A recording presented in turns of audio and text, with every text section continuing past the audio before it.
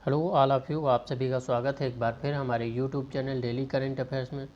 तो आइए आज हम बात करते हैं 6 अप्रैल 2021 के करंट अफेयर्स की। जो लोग चैनल पर नए हैं वो चैनल को सब्सक्राइब करके बेल आइकन प्रेस कर लें। जिन लोगों को इस वीडियो की PDF डाउनलोड करना है वो डिस्क्रिप्शन बॉक्स में जा सकते हैं, वहाँ से डाउनलोड कर सकते हैं, लिंक दिया हुआ है।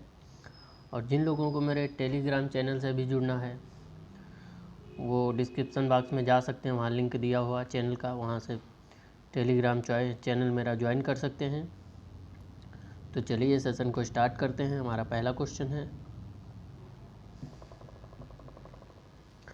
राष्ट्रीय समुद्री दिवस निम्न में से किस दिन मनाया जाता है? तो इसके ऑप्शन दिए गए हैं 10 जनवरी, 15 मई, 5 अप्रैल, 20 अगस्त। तो इसका राइट आंसर है ऑप्शन नंबर सी, 5 अप्रैल।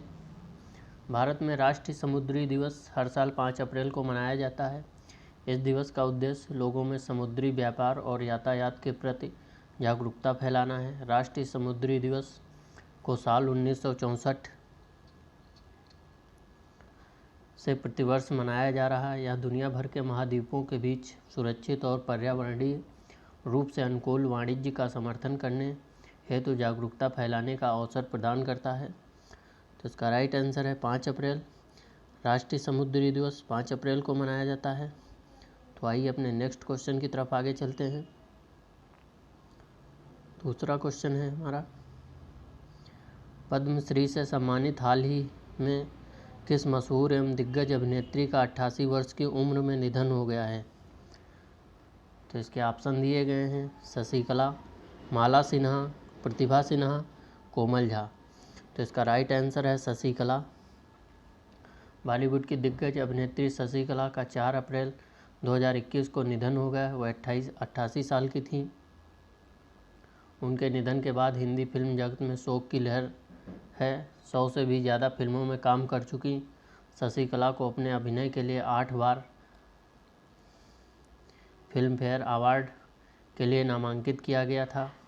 उन्हें साल 2007 में भारतीय सिनेमा में उनके योगदान के लिए भारत सरकार की तरफ से पद्मश्री से सम्मानित किया गया था। उनको 2007 में पद्मश्री भी दिया गया शशिकला को, जिनका हाल ही में निधन हो गया 88 वर्ष की उम्र में। तो आइए अपने नेक्स्ट क्वेश्चन की तरफ आगे चलते हैं। तो हमारा तीसरा क्वेश्चन है, विश्व बैंक एवं एशियाई बुनियादी ढांचा निवेश बैंक ने पंजाब को कितने मिलियन डॉलर के ऋण को मंजूरी प्रदान कर दी है? तो इसके ऑप्शन दिए गए हैं 100 million dollar, 200 million dollar, 300 million dollar, 500 million dollar. तो इसका राइट आंसर है 300 मिलियन डॉलर। विश्व बैंक और एशियाई बुनियादी ढांचा निवेश बैंक ने पंजाब में नहर के पानी पर आधारित 30 करोड़ डॉलर करीब 2190 करोड़ रुपए की पेयजल परियोजनाओं के लिए कर्ज सहायता मंजूर की है। पंजाब सरकार के बयान के मुताबिक परियोजना का मकसद गुणवत्तापूर्ण पेयजल सुनिश्चित करना और अमृतसर तथा लुधियाना में पानी के नुकसान को कम करना है। पंजाब में मुख्यमंत्री हैं कैप्टन अमरिंदर सिंह, राज्यपाल हैं VP Singh Badnore. Next question की तरफ चलते हैं आगे। द्रोणाचार्य अवार्ड से सम्मानित हाल ही में किस प्रतिष्ठित निशानेबाज कोच का 79 वर्ष की उम्र में निधन हो गया है? तो इसके ऑप्शन दिए गए संजय चक्रवर्ती, मोहन अग्रवाल, रंजन कुमार, अनिल त्यागी। तो इसका राइट आंसर है संजय चक्रवर्ती।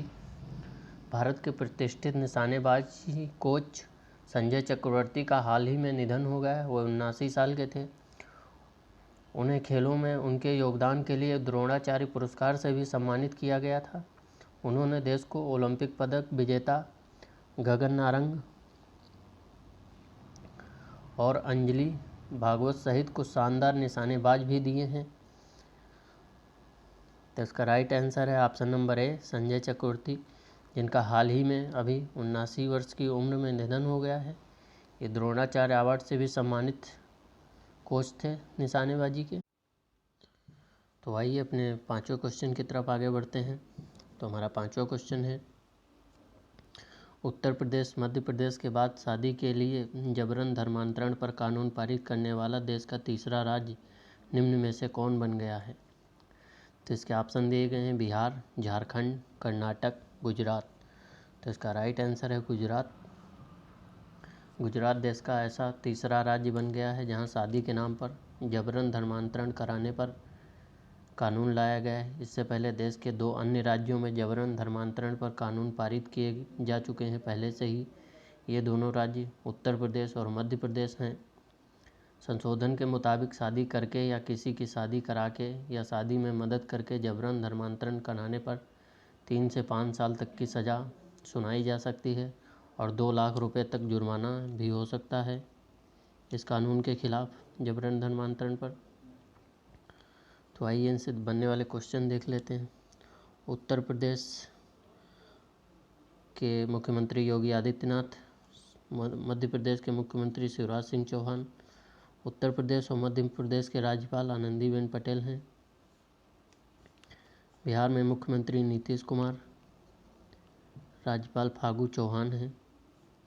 झारखंड में मुख्यमंत्री हेमंत सोरेन हैं, राज्यपाल हैं द्रौपदी मुर्मू। कर्नाटक के मुख्यमंत्री BS येदियुरप्पा हैं, राज्यपाल हैं वजुभाई वाला। गुजरात में मुख्यमंत्री हैं विजय रूपानी, राज्यपाल हैं आचार्य देवव्रत। तो आइए अपने नेक्स्ट क्वेश्चन की तरफ आगे चलते हैं। तो हमारा छठा क्वेश्चन है, हाल ही में किस देश की सरकार ने सभी सार्वजनिक यातायात निलंबित करने की घोषणा की है? तो इसके ऑप्शन दिए गए हैं बांग्लादेश, भारत, पाकिस्तान, नेपाल। तो इसका राइट आंसर है बांग्लादेश। बांग्लादेश सरकार ने सभी सार्वजनिक यातायात निलंबित करने की घोषणा की है। देश में 5 अप्रैल से शुरू हो रहे लॉकडाउन के दौरान सड़क, जल, रेल यातायात और घरेलू उड़ानों पर रोक रहेगी। सरकार ने एक नए आदेश में कहा कि लॉकडाउन के दौरान माल परिवहन और आपात सेवाओं को छूट मिलेगी। सभी सरकारी और निजी कार्यालय कर्मचारियों को लाने ले जाने के लिए अपने यातायात साधनों का उपयोग करेंगे। बांग्लादेश की कैपिटल है ढाका, प्रधानमंत्री हैं शेख हसीना। भारत की कैपिटल है नई दिल्ली, प्रधानमंत्री हैं नरेंद्र मोदी। पाकिस्तान की कैपिटल है इस्लामाबाद, पाकिस्तान में प्रधानमंत्री हैं इमरान खान। नेपाल की कैपिटल है काठमांडू, प्रधानमंत्री हैं KP शर्मा ओली। तो आइए अपने नेक्स्ट क्वेश्चन की तरफ आगे चलते हैं। तो हमारा 7वां क्वेश्चन है,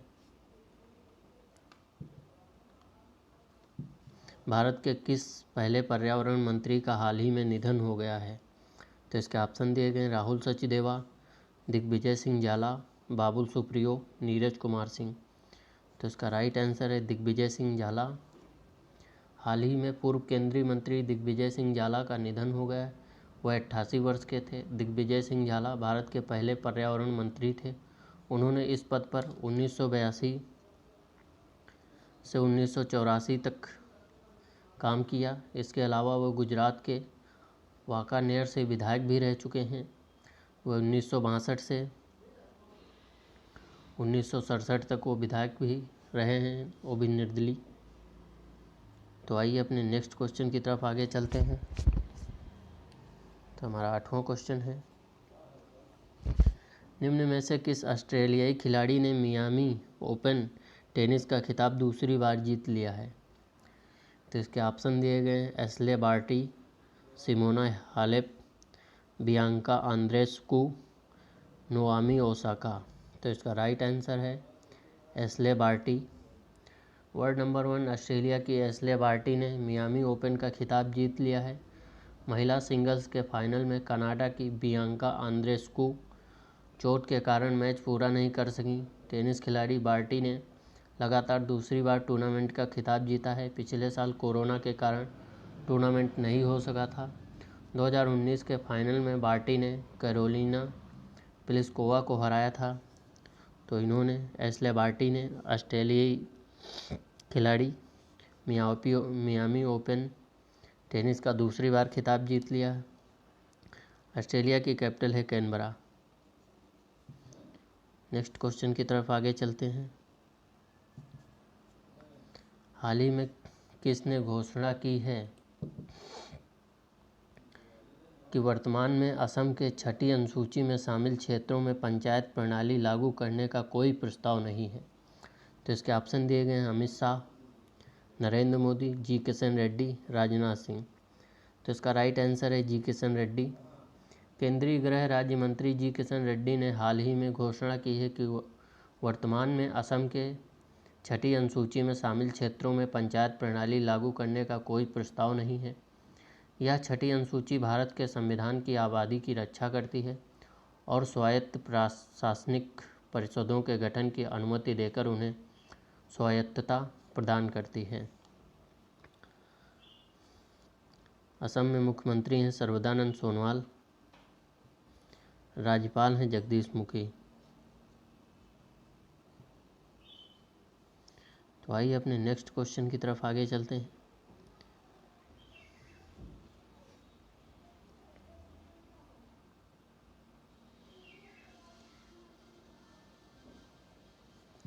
इनमें से किसने हाल ही में भारत के स्वास्थ्य सेवा क्षेत्र में निवेश के अवसर विशेष रिपोर्ट जारी की है? तो इसके ऑप्शन दिए गए हैं योजना आयोग, नीति आयोग, रेल मंत्रालय, खेल मंत्रालय। तो इसका राइट आंसर है नीति आयोग। नीति आयोग ने हाल ही में भारत के स्वास्थ्य सेवा क्षेत्र में निवेश के अवसर विषयक रिपोर्ट जारी की है। इस रिपोर्ट को नीति आयोग के सदस्य डॉक्टर वी.के. पाल, सीओ श्री अमिताभ कांत और अतिरिक्त सचिव डॉक्टर राकेश सरवाल ने जारी किया है। इस रिपोर्ट में भारत के स्वास्थ्य क्षेत्र के विभिन्न वर्गों में निवेश के व्यापक अवसरों की रूपरेखा प्रस्तुत की गई है। नीति आयोग के उपाध्यक्ष हैं डॉक्टर राजीव कुमार, अध्यक्ष हैं प्रधानमंत्री नरेंद्र मोदी, सीओ हैं अमिताभ कांत।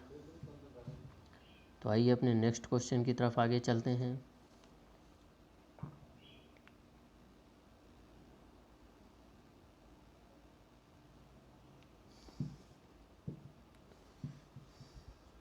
इनमें से किसने हाल ही में खाद्य प्रसंस्करण उद्योग के लिए उत्पादन से जुड़ी प्रोत्साहन योजना को मंजूरी दे दी है? तो इसके ऑप्शन दिए गए हैं केंद्रीय मंत्रिमंडल, नीति आयोग, रेल मंत्रालय, खेल मंत्रालय। तो इसका राइट आंसर है केंद्रीय मंत्रिमंडल। केंद्रीय मंत्रिमंडल ने हाल ही में खाद्य प्रसंस्करण उद्योग के लिए उत्पादन से जुड़ी प्रोत्साहन योजना को मंजूरी दे दी है, जिसका उद्देश्य भारत को वैश्विक स्तर पर खाद्य विनिर्माण क्षेत्र में अग्रणी स्थान पर लाना है। अंतर्राष्ट्रीय बाजार में भारतीय खाद्य उत्पादों के ब्रांडों को बढ़ावा देना है। इसका मेन मकसद यही है। प्रोत्साहन योजना को केंद्र सरकार ने मंजूरी दे दी है। तो आइए अपने नेक्स्ट क्वेश्चन की तरफ आगे चलते हैं। Question number 12।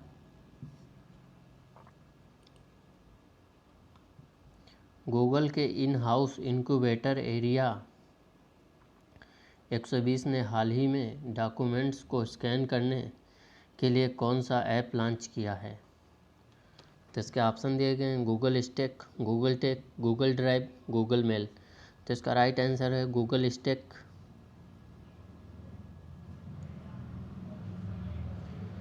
गूगल के इन हाउस इनक्यूबेटर एरिया 120 ने हाल ही में डॉक्यूमेंट्स को स्कैन करने के लिए कैम स्कैनर और माइक्रोसॉफ्ट लेंस जैसा काम करने वाला गूगल स्टैक ऐप लॉन्च किया है। यह ऐप गूगल के DOCIA का इस्तेमाल करता है, लेकिन अभी ये ऐप सिर्फ एंड्रॉयड यूजर्स के लिए ही उपलब्ध है। तो इसका राइट आंसर है गूगल स्टैक। गूगल ने इसको डॉक्यूमेंट स्कैन करने के लिए नया ऐप लॉन्च किया है। नेक्स्ट क्वेश्चन की तरफ आगे चलते हैं। तो हमारा 13वां क्वेश्चन है, अमेरिका के मशहूर वाटरगेट स्कैंडल के मास्टरमाइंड जी गॉर्डन लिडी का हाल ही में कितने वर्ष की उम्र में निधन हो गया है? तो इसके ऑप्शन दिए गए हैं 60 वर्ष, 70 वर्ष, 80 वर्ष, 90 वर्ष। तो इसका राइट आंसर है 90 वर्ष। अमेरिका के मशहूर वाटरगेट स्कैंडल के मास्टरमाइंड जी गॉर्डन लिडी का हाल ही में 90 वर्ष की उम्र में निधन हो गया है। उन्हें वाटरगेट चोरी की साजिश रचने और अवैध रूप से वायर टैपिंग का दोषी ठहराया गया था। वह 4 साल 4 महीने जेल में बिताने के बाद रेडियो शो होस्ट बने थे। तो इसका आंसर है 90 वर्ष, जिनकी अभी मृत्यु हो गई है। तो आइए अपने नेक्स्ट क्वेश्चन की तरफ आगे चलते हैं। आज का हमारा लास्ट क्वेश्चन है, 2 अप्रैल को विश्व भर में कौन सा दिवस मनाया जाता है? तो इसके ऑप्शन दिए गए, अंतर्राष्ट्रीय बाल पुस्तक दिवस, विश्व आत्म केंद्रित जागरूकता दिवस, ऑप्शन सी दोनों, ऑप्शन डी इनमें से कोई नहीं।